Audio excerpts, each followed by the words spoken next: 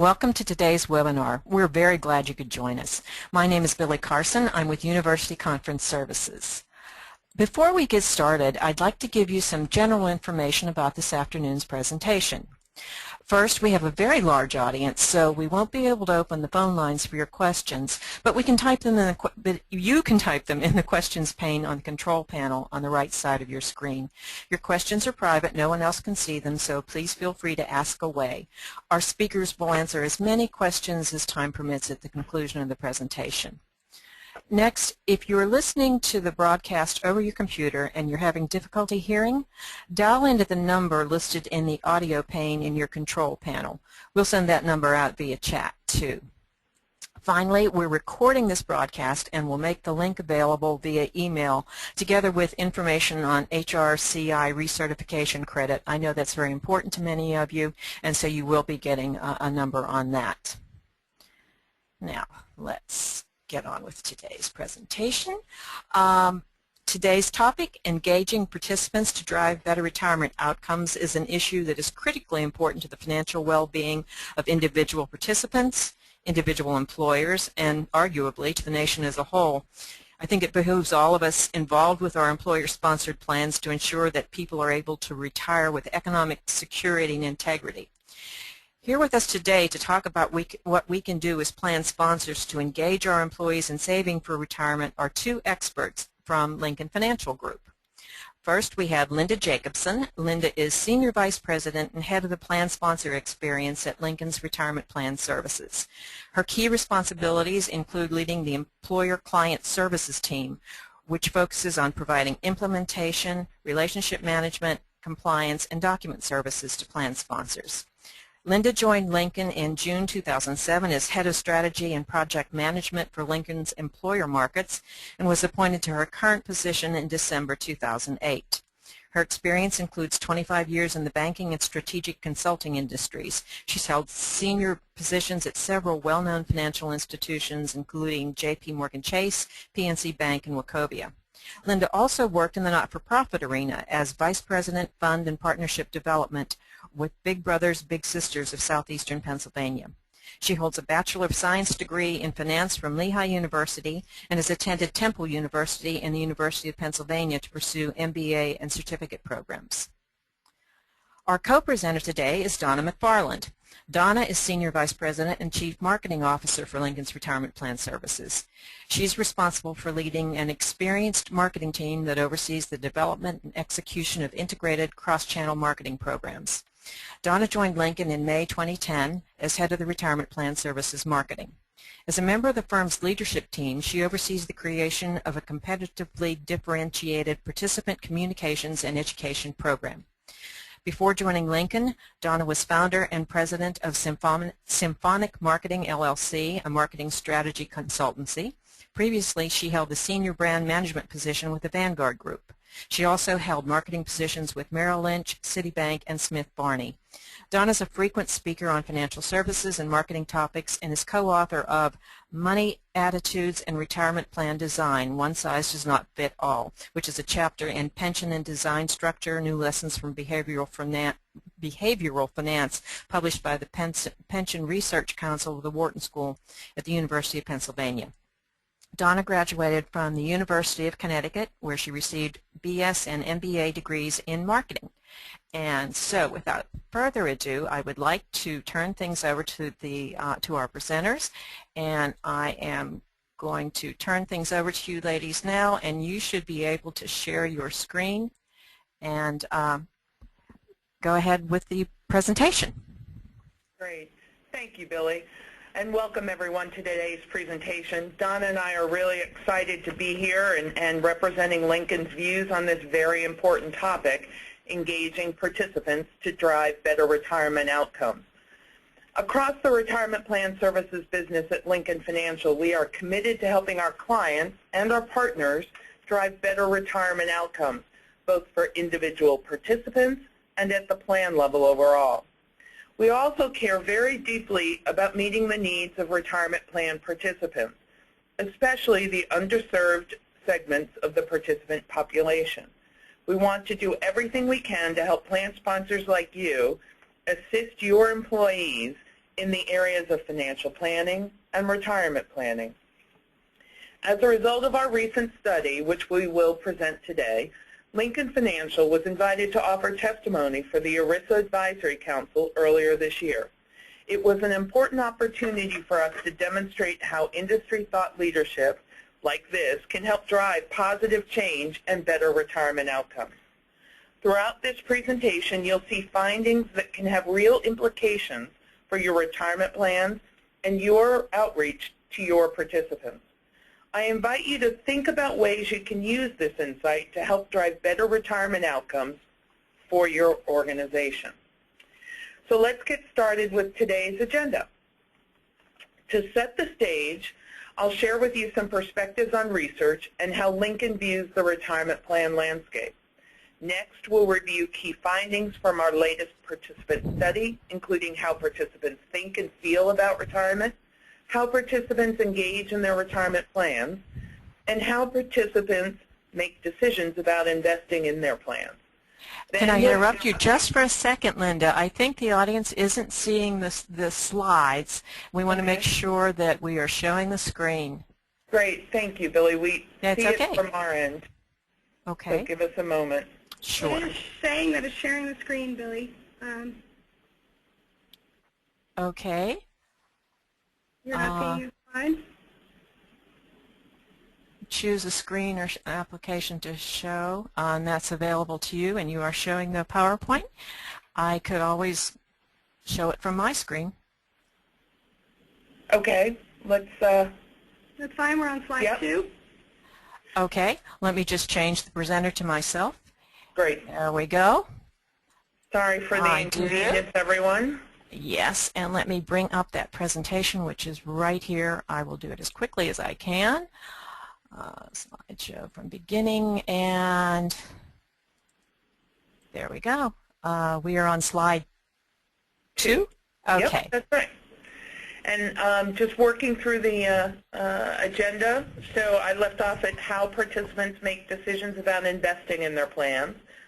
Then we'll see what it means in terms of participant behavior.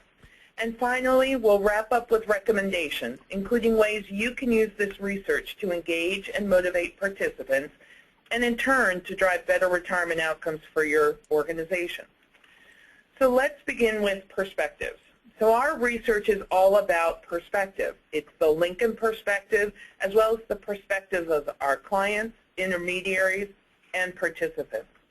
So as we look at slide 4, at Lincoln Financial, we're very optimistic about retirement planning. Our approach can be explained with this simple equation.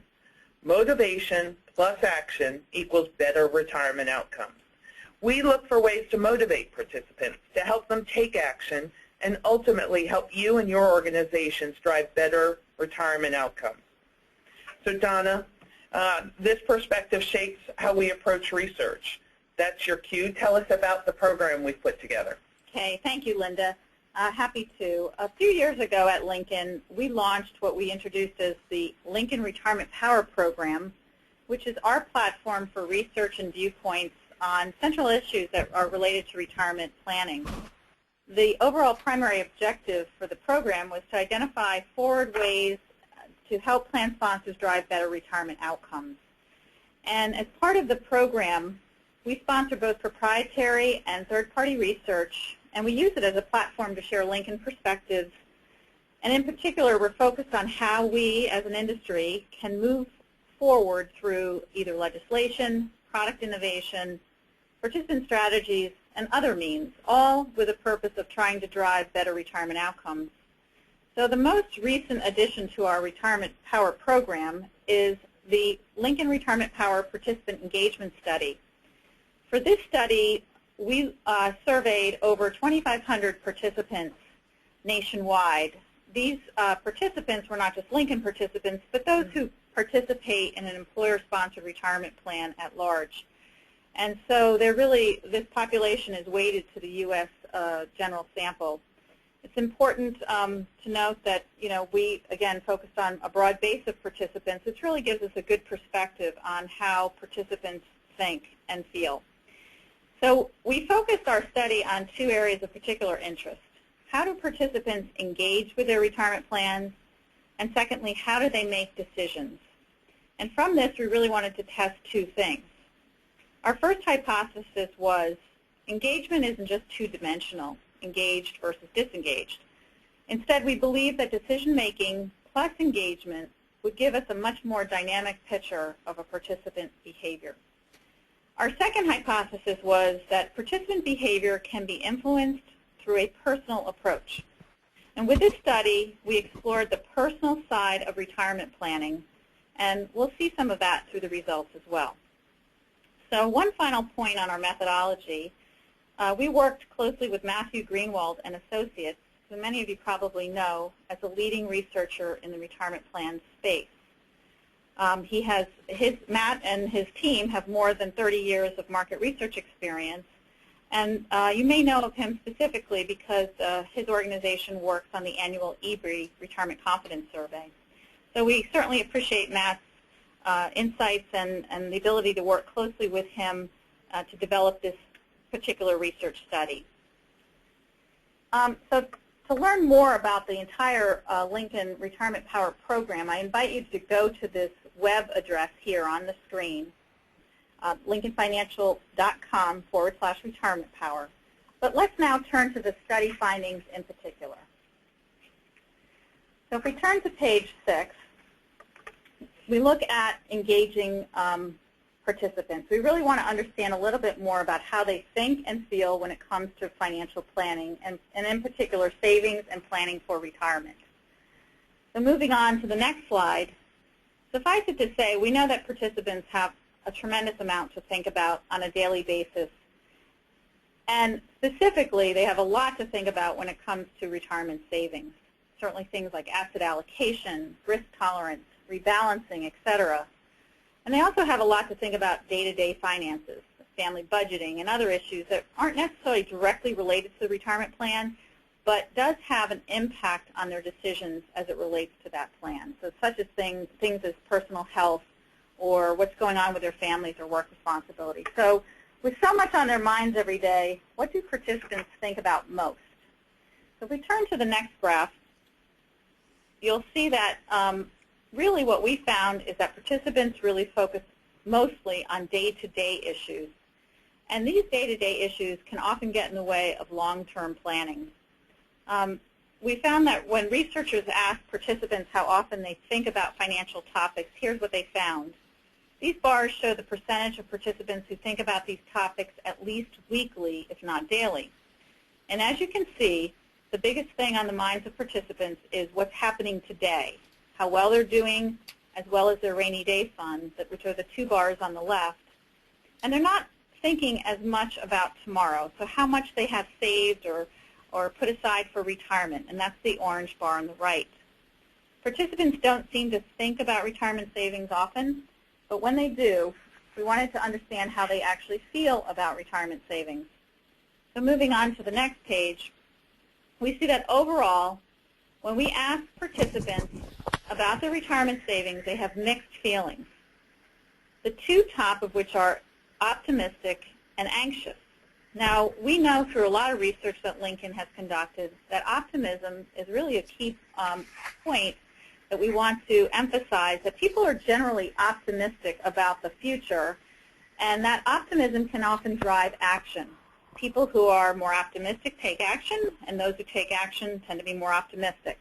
So that's actually a really great aspect to find, that there is a vast majority who feel that retirement planning is, they view it as optimistic, but the feeling of being anxious also gets in the way. So if we turn to the next slide, we looked a little bit more at specific elements of being optimistic or concerned.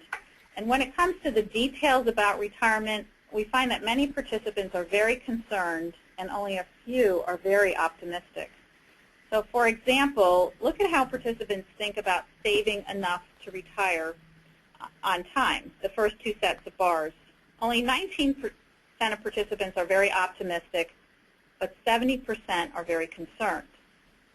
So as we saw earlier, optimism leads to action. And remember our formula, motivation plus action equals better outcomes. By contrast, concern may lead to inaction. This is something that we as providers and you as plan sponsors need to be very aware of. So when it comes time to make decisions and take action, we wanted to understand what influences participants the most. So moving on to the next slide, we found that when participants think about retirement planning, certain thoughts and feelings are more influential than others. Researchers asked participants, what influences you when you make a decision and about how much money to contribute to a retirement plan or to invest? If we could move on to the next slide, please. Both emotional influencers, hope and fear, as well as intellectual influencers, facts and experience, affect participants. Yet emotional factors are slightly more influential. So let's pause here for a minute. This is an important finding. No matter how much we talk about hard facts, we will still have to be empathetic about participants' hopes and their fears, as well as their past experiences, all of which are very subjective, very personal, and as you can see, very influential. So looking at these influencers in another way, most of them, hopes, fears, and previous experiences, are all very personal. And what influences a participant depends on what's personally relevant to that individual. As we'll discuss later in this presentation, we believe that this requires a much more personal approach to communication and education. So while all of these factors influence participants, how and when most participants ultimately engage in the retirement plan. So our next focus area, as I mentioned, one of the first areas that we really wanted to learn about was engagement. We approached the research knowing intuitively that engagement would differentiate different participant segments. We also suspected there was a lot more to learn about this particular topic. And indeed, we found that engagement was even more multifaceted than we ever expected. So let's take a few minutes to demystify how participants engage with their retirement plans and with their providers. So I'm currently on slide 13. And first, let's look at what participants say. Researchers asked them directly, how would you describe the extent to which you are involved with your employer's retirement savings plan? And here we can see that more than two-thirds, 69%, answered, I am completely or moderately involved. So that means they're engaged, right? Well, not so fast. Actually, what we found was that self-reported engagement levels don't really tell us the full story. To understand engagement, we really need to evaluate participant behavior. So do they really act as if they are engaged? That was the question. And so moving on to the next slide, we actually explored certain behavioral characteristics as a way to define engagement. We explored these levels through a series of multiple questions throughout our research study. For example, some of the factors that helped us determine participants' engagement levels included whether or not they participated in a meeting or contacted their provider, did they use any calculators or leveraged reading materials, did they make any changes in deferral or asset allocation, or have they checked their account balances or reviewed statements. So by evaluating these activities specifically, we'll see how engaged participants really are compared to what they say they are. So moving on to the next slide, we'll see that as it turns out, participants are much less engaged than they care to admit. Remember earlier we saw that 69% said I'm completely or moderately involved. But based on the factors that we identified, that's a clear overstatement. Here's what their actions actually tell us. Only 1/4 of participants are engaged, 25%, and nearly half, 46%, are disengaged. And there's a pretty sizable group that's on the fence. So what activities are participants not doing today that they could be doing more of? So let's take a closer look at some of that action or behavior that we're trying to influence. We turn to the next page. We'll see that 88% report that they have never contacted their plan provider for financial advice. 76% have never attended a meeting about investing in their plan or planning for retirement. Over half have never changed how their money is invested or never changed asset allocation. And 3/4 have never contacted their plan provider by telephone, and on it goes. So, but I don't want to leave it there as all bad news. It's actually not all bad news, because we believe that there's an opportunity here, particularly for those who are on the fence, that middle group that we saw on the last slide. We believe that we can inspire participants to take some small actions to become more engaged. For example, let's challenge every participant to take one positive step, do one thing they've never done in their plan. So how can we reach participants who are disengaged? We move on to the next slide. We asked specifically what would motivate participants to take action. And what we found was that in-person, face-to-face communication is the #1 way to engage participants. More specifically, we asked participants, how would you like to receive information to make decisions? And secondly, we asked which methods would motivate you to make positive changes in your retirement plan. This graph shows the percentage of participants who selected in-person communication, either group or one-on-one meetings, as their first or second choice. And for both information and motivation, the majority of participants prefer in-person, face-to-face. Ideally, they like it to be one-on-one, but they're also interested in group sessions.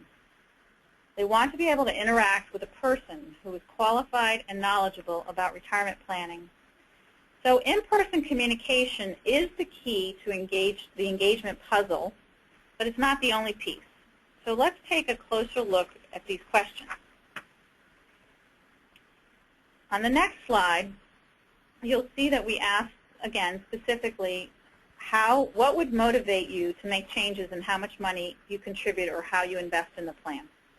And again, participants prefer in-person, face-to-face communication, which includes both one-on-one and group meetings. But again, participants also express interest in other methods, such as calculators and worksheets, model portfolios, email, and websites. So we look at all of these tools and other communication mediums as ways to develop a conversation and get the conversation started. And also as a follow-up to in-person communication. So the next time you see a tool, such as an online retirement income calculator, we encourage you to ask, how can this guide an in-person discussion? And how can we make this more personal? It all comes down to this, putting the personal experience at the center of the participant experience and using all of these tools to help support that model. So what would a more personal participant approach look like? We turn to the next slide. Here's how we envision the communication model. With the participant at the center of the experience and a personal approach to reaching each and every participant, we use these touch points every step of the way along the participant life cycle, from enrollment through retirement. So let me turn it back to Linda and see if you could speak to how this approach gets implemented at the plan level, and what are you hearing specifically from plan sponsors? Thanks, Donna. You know, we all want to make it as easy as possible for participants to engage with us, whatever way that is most convenient for them. So online, in person, over the phone. Our experience here at Lincoln has shown that face-to-face communication is by far the best method for helping participants make informed decisions about their retirement savings. You know, in fact, our whole communication and education program and model is really built on this very principle. We have highly trained retirement consultants and advisors who work on-site at our plan sponsors' locations, providing both group and one-on-one meetings with participants. But again, all of these other touch points, you know, online, phone, etc., enhance but do not replace the in-person experience. And the feedback that we get from plan sponsors is very good. They understand the value of in-person, mostly because they see it in action, and they hear from their employees. They're not shy about sharing their feedback and their reaction, and quite frankly, they want more of it. Right. So Donna, now that we've seen how this C&E approach and how it fits into our model, what can you tell us about the content of the messages? Because that's very important too. Okay, sure. So time and time again through our research, it indicates that participants really prefer outcomes-focused messages, and they like to do away with what we call process-focused messages. So if we move on to the next slide, we see that, for example, they like guidance about making their money work for them instead of how to get investment advice. They'd like tools and calculators rather than information on investment product selection. They want the information to be action-oriented with one goal in mind. They want to become retirees, not junior money managers. That we know for sure. This finding reveals what seems to be a universal desire, that no matter how participants engage or how they make decisions, participants are really asking one thing, and that's, help me take action so I can retire. So here we've seen some simple ways to better engage participants, but as I mentioned earlier, we don't think of engagement as just strictly two-dimensional. So what else do we need to think about? So let's move on and consider how participants actually make decisions when it comes to their retirement plan. So on the next slide, I mentioned earlier that our primary area of focus for the study is decision-making. Just as we did with engagement, we worked closely with the researchers at Greenwald Associates to help isolate some factors that would differentiate various types of decision makers within the participant population. And what we found is it came down to three key factors. The first one is that the time participants need in order to make a decision. The next one was whether and how they involve a financial professional. And if you click forward, you can go ahead and click there a couple times. We'll see that the last factor was how they respond to key influencers, the ones we mentioned earlier, such namely as hope, fear, facts, and experience. So with these specific parameters, we looked at decision-making types within the participant population. And for decision-making segments, we really used a number of different question areas, similar like we did on the engagement level, to really help isolate these factors. So using a combination of several questions, we were able to identify 4 different types of decision makers among participants. So if we move on to the next slide, we'll see that each participant falls into one of these 4 types. First, the advice seeker. Next is the fact finder. The third one is the instinct follower.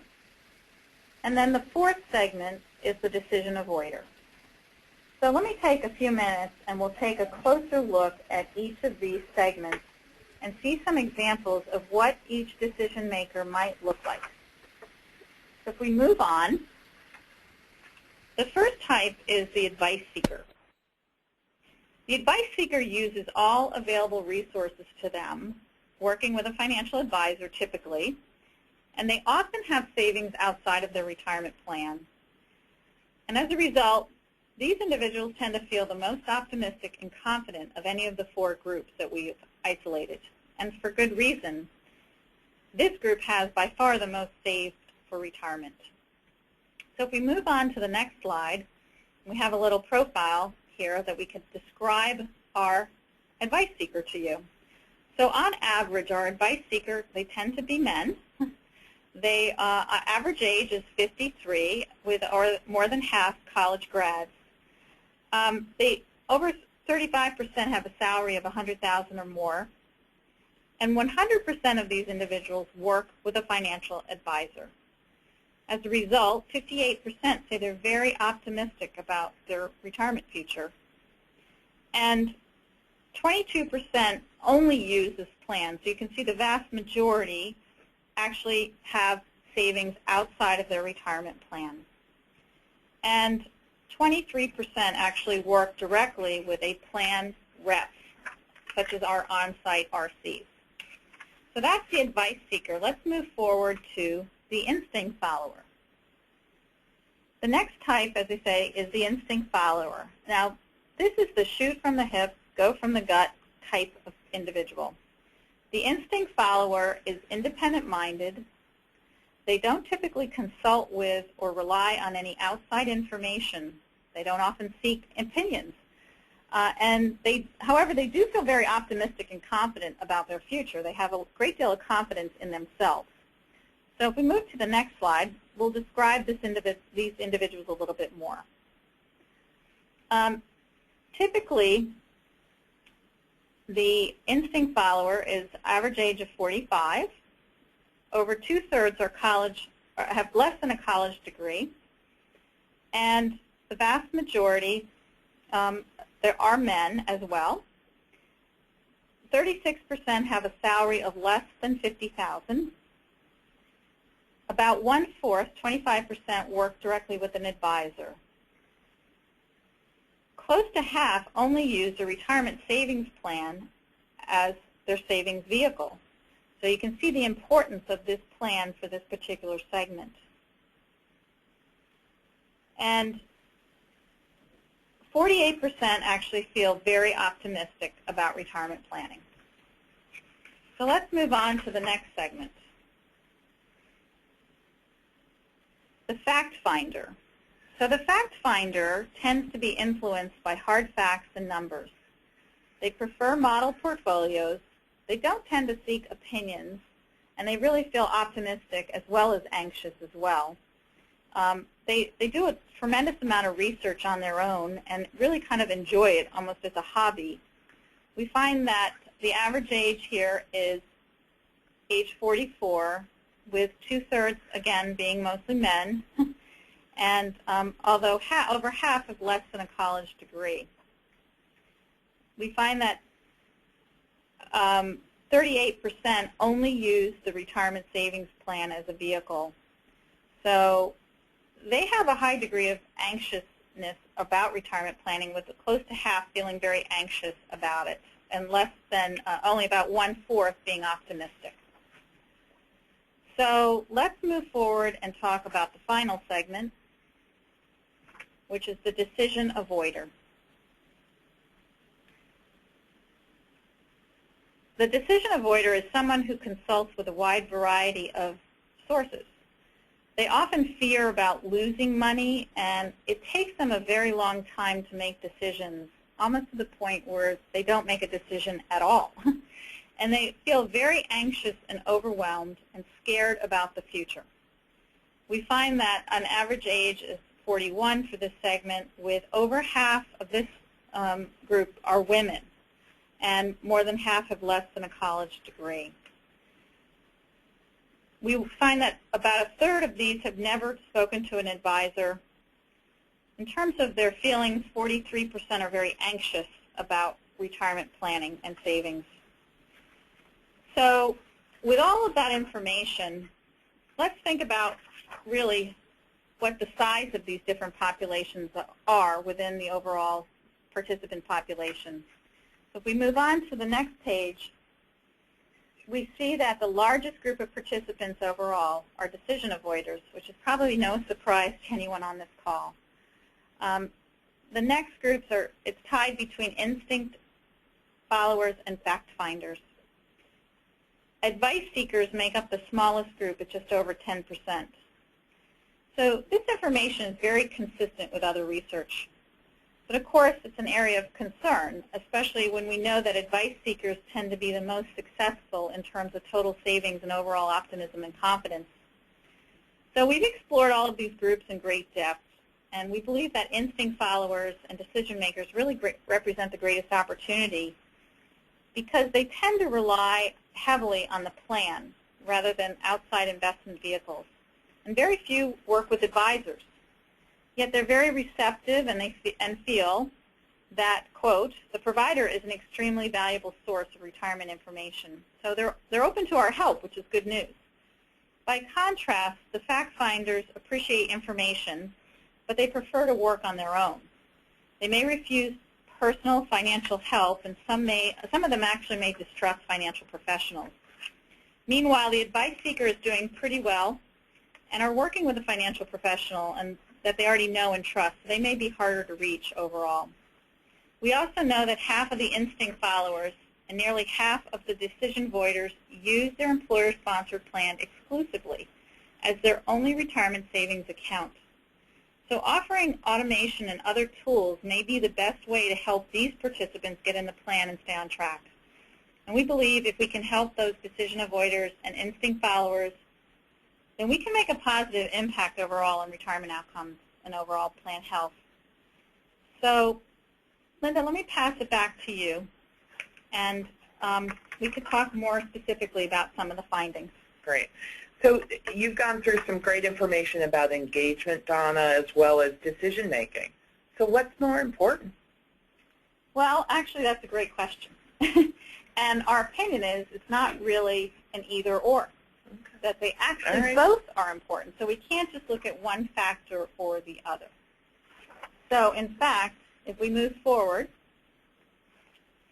I suggest that maybe we reframe the question a little bit. Instead of asking what's more important, we consider really what drives action.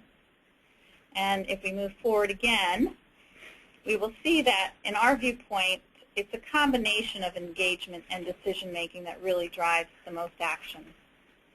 So on the next slide, we'll show you where this table actually shows how decision-making and engagement are indeed mutually exclusive. For example, a participant who is a decision avoider isn't necessarily disengaged. Rather, a decision avoider can be engaged, disengaged, or on the fence. In other words, every single decision-making type can be segmented by engagement level and vice versa. So here's how that breakdown looks. So 25% of advice seekers are disengaged. 37% of fact finders are disengaged. 62% of instinct followers are disengaged, and 47% of decision avoiders are disengaged. This view of the participant population tells us we simply don't have 4 decision-making types or 3 engagement levels. We actually have a combination of 12 unique and distinct participant styles. Now that's a lot more sophisticated than the oversimplified ways of looking at participants as either active or inactive, engaged or inert. So in fact, we believe that participant behavior isn't two-dimensional, it's actually very dynamic. So we think this is one of the greatest insights coming out of the study, that participant behavior is very dynamic, and we need to think of what this could mean in terms of participant segmentation.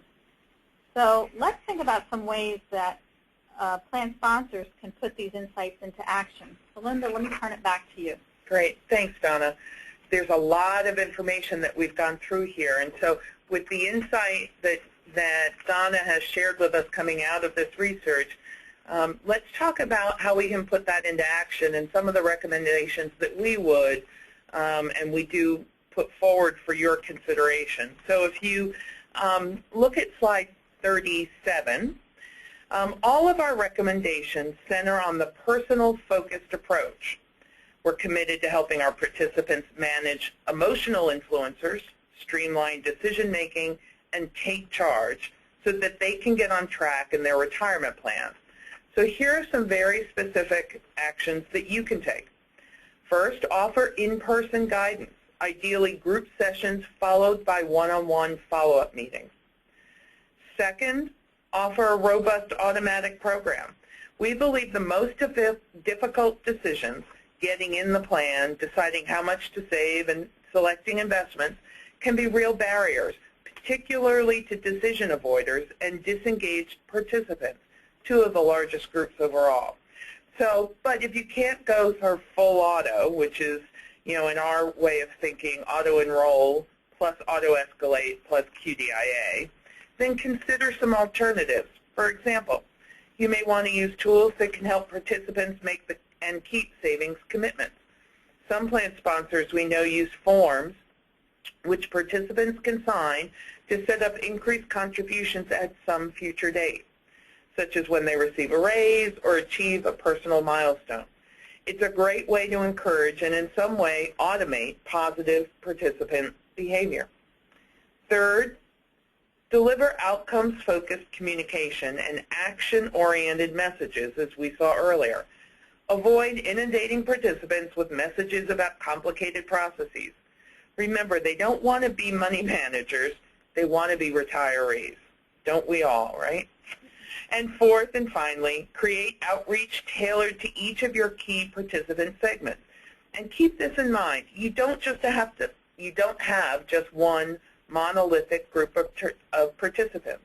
You have several key segments. That means segmenting based on decision-making types, engagement levels, and of course, demographics. Now, we've already covered the decision-making and engagement segments, but let's pause here and look at some key demographic segments that may require special emphasis based on our research. Donna, can you speak to some of those key segments? Sure. So if we move on to slide 38, here at Lincoln we think a lot about underserved participants. And how we term underserved participants are those in different demographic segments or ethnic segments that we feel need maybe special attention and effort. And our first one that we want to focus on is gender. So we recently published a study exploring what we call the gender factor. And as you might imagine, that study showed that women approach retirement planning very differently than men. And here's what we know about women. So if we want to go ahead and click through on this slide, we know that women are more influenced by emotions such as hope and fear, and to a greater degree than hard facts and previous experience. Secondly, many women avoid taking charge of their retirement planning. Very few women are fully engaged, and they often leave it up to their spouse or partner. They tend to also be more likely to be decision avoiders. 39% of women are decision avoiders, and they're less likely to invest in equities, and they tend to play it safe when it comes to their investing, tending to invest more in money market funds and bonds. And they also have an overwhelming preference for in-person communication. So overall, how do we solve these challenges that women present us? For starters, we have created very targeted communications to address the complex issues that women face. We focus on very simple, tactical steps to achieving financial empowerment. More broadly, to truly engage women, retirement plan providers and sponsors must be empathetic to fears and concerns related to retirement planning and investing, while helping to turn those hopes into really specific investment goals. Providers and sponsors must avoid fear appeals, and instead we need to focus on optimistic, action-oriented messages. That's really key. So now let's move on to our next segment, which is the Gen X population. Gen Xers are currently between the ages of 34 and 46. Gen Xers are the first generation that has really been charged with taking complete control of their own retirement destiny. You know, myth tends to portray the Gen Xers as slackers and selfish and cynical, and that's no offense to anybody on this call, but that tends to be the general perception. But in reality, Gen Xers are, and if we click through here, they tend to be balanced and very self-reliant and pragmatic. They are wary about the stock market, as they have already experienced 3 major economic crises in their adulthood. They're focused on today. 58% tend to think about how well they're doing today financially, versus 27% who think about how much they'll need to save for retirement. They are more likely to be decision avoiders, 38%. And overall, though, they're relatively very optimistic about retirement savings at 42%. So engagement in the retirement planning process among participants who have suffered because the significant majority of participants, Gen X included, want an environment where someone else is can be that expert, is really they're trying to make the most, if not all, of how to make their retirement planning decisions. They really want something that sounds very similar to a DB plan. And so how do we accomplish this in our DC world? And how can plan sponsors and providers really appeal directly to those Gen Xers? From YouTube videos or Facebook forums or Twitter and email, we can use all of these channels that are most relevant to reach Gen Xers. We know this group prefers to be in the driver's seat, reaching out, watching, or replying to messages when it's most convenient to them. As evidence of this preference, only 25% of Gen X participants work with a financial advisor.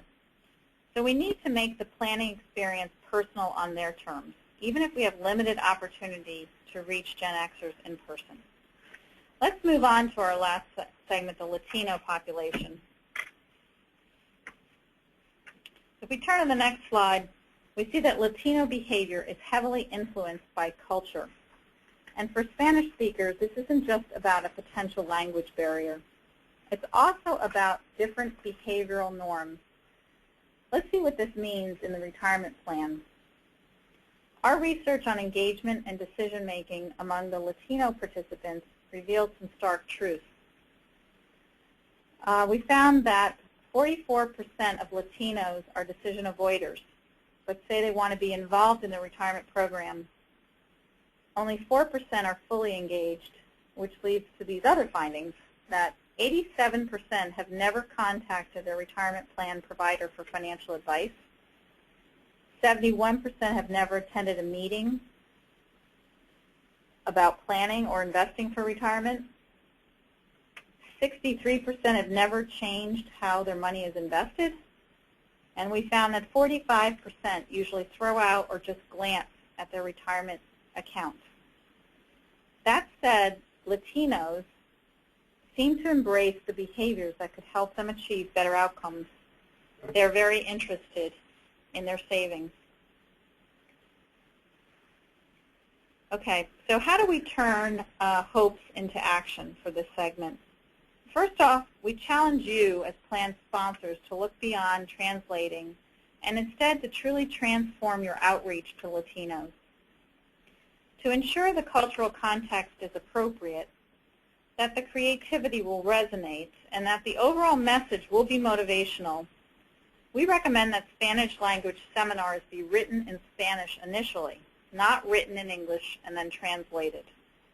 We also recommend that a thorough review by a multicultural agency that specializes in the Latino market, and ideally an agency with experience in financial services, is often a good idea to look at your communication programs.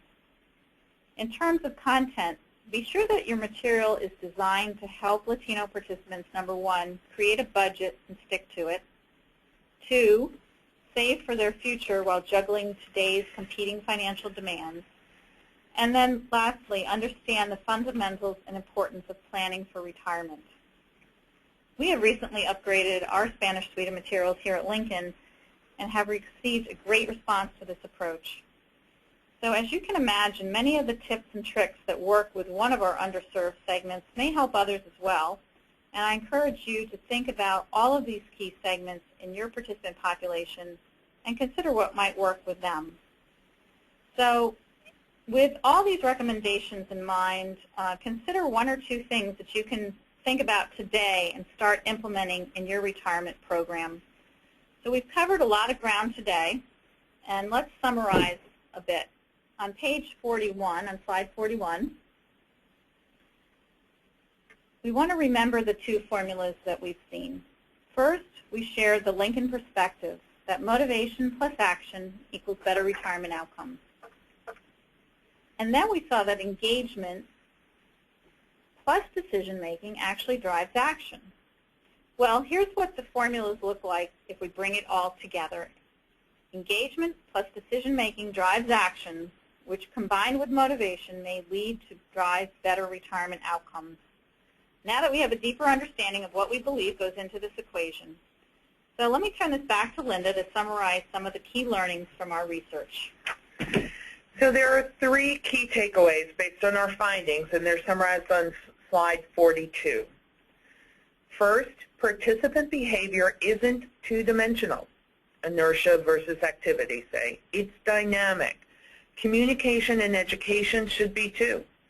This can be achieved through segmentation, a multifaceted touchpoint strategy, and outcomes-focused messages.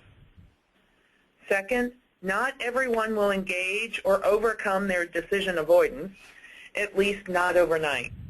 Automated features and tools that enable participants to commit to future savings can help, people easily get started and get on track. And lastly, and once again, engagement is a very personal experience. Put the person first in your retirement plan efforts, and you can tap into the formula for better retirement outcomes. So remember, motivation plus action equals better retirement outcomes. I urge you all to contact either your Lincoln representative or work with your provider to help turn these insights into action. So thank you. Thank you, everyone, for your attention today, particularly given some of our technical challenges. Thanks so much for hanging in there with us. Once again, to learn more about the Lincoln Retirement Power Program and to see other research-based insights, please visit lincolnfinancial.com/retirement power.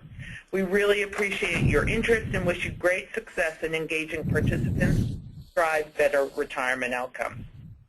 So with that, I'm going to pass it back to Billy. Okay, thank you, ladies, and thank you for bearing up so beautifully under the technical difficulties we had. I apologize for that.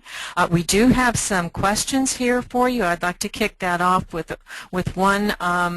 Which decision-making groups should I focus on?